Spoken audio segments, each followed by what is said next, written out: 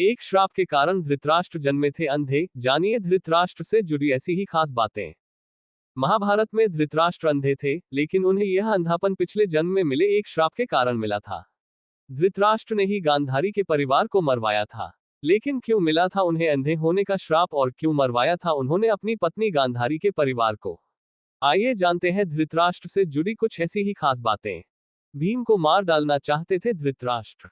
भीम ने धृतराष्ट्र के प्रिय पुत्र दुर्योधन और दुःशासन को बड़ी निर्दयता से मार डाला था। इस कारण धृतराष्ट्र भीम को भी मार डालना चाहते थे। जब युद्ध समाप्त हो गया तो श्रीकृष्ण के साथ युधिष्ठिर, भीम, अर्जुन, नकुल और सहदेव महाराज धृतराष्ट्र से मिलने पहुंचे।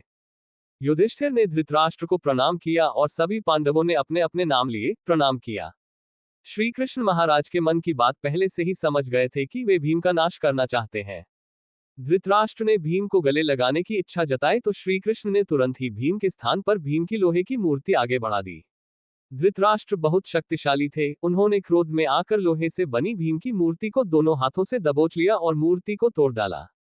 मूर्ति तोड़ने की वजह से उनके मुंह से भी खून निकलने लगा और वे जमीन पर गिर गए। कुछ ही देर में उनका क्रोध शांत हुआ तो उन्हें लगा कि भीम मर गया है तो वे रोने लगे।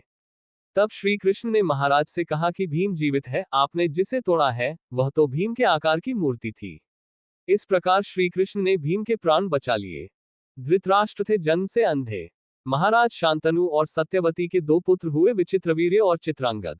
चित्रांगद कम आयु में ही युद्ध में मारे गए। इसके बाद भीष्म ने विचित्रवीर्य का विवाह काशी की राजकुमारी अंबिका और अंबालिका से करवाया।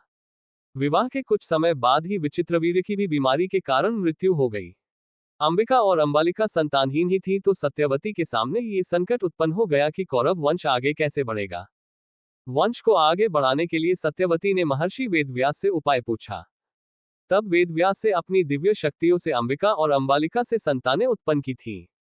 अंबिका ने महर्षि के भय के कारण आंखें बंद कर ली थी तो इसकी अंधी संतान के रूप में धृतराष्ट्र हुए।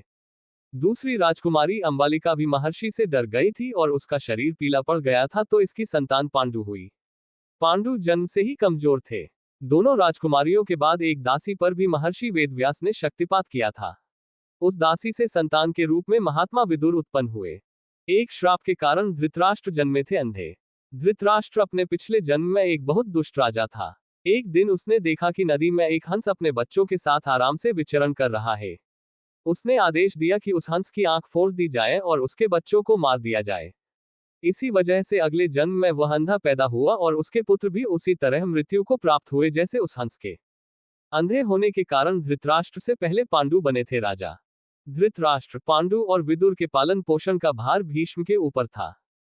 तीनों पुत्र बड़े हुए तो उन्हें विद्या अर्जित करने भेजा गया।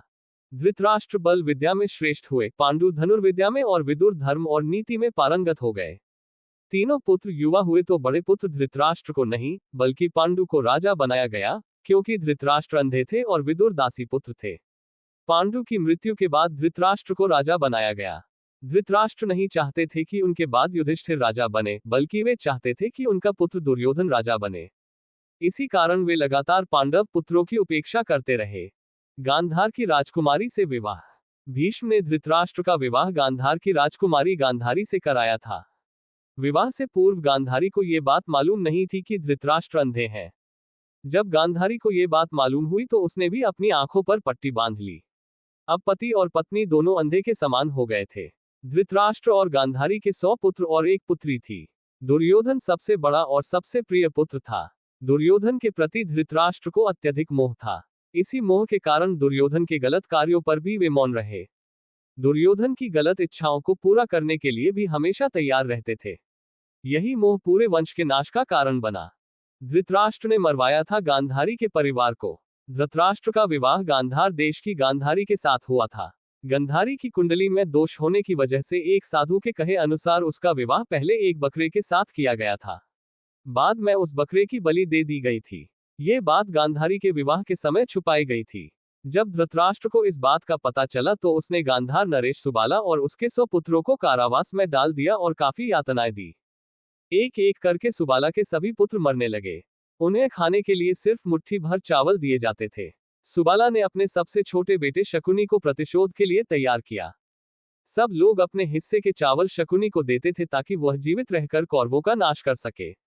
मृत्यु से पहले सुबाला ने धृतराष्ट्र से शकुनी को छोड़ने की विनती की, जो धृतराष्ट्र ने मान ली। सुबाला ने शकुनी को अपनी रीढ़ की हड्डी का पासे बनाने के लिए कहा, वही पासे कौरव वंश के नाश का कारण बने। शकुनी ने हस्तिनापुर में सबका विश्वास जीता और 100 कौरवों का अभिभावक बना। उसने न केवल दुर्योधन को युधिष्ठिर के खिलाफ भड़काया, बल्कि महाभारत के युद्ध का आधार भी बनाया। और धृतराष्ट्र चले गए वन में। युद्ध के बाद धृतराष्ट्र और गांधारी पांडवों के साथ एक ही महल रहने लगे थे। भीम अक्सर धृतराष्ट्र से ऐसी बातें करते थे जो कि उन्हें पसंद नहीं थी। भीम के ऐसे व्यवहार से धृतराष्ट्र बहुत दुखी रहने लगे थे। वे धीरे धीरे 2 दिन या 4 दिन में एक बार भोजन करने लगे। इस प्रकार 15 वर्ष निकल गए। फिर एक दिन धृतराष्ट्र के मन में वैराग्य का भाव जाग गया और वे गांधारी के साथ वन में चले गए।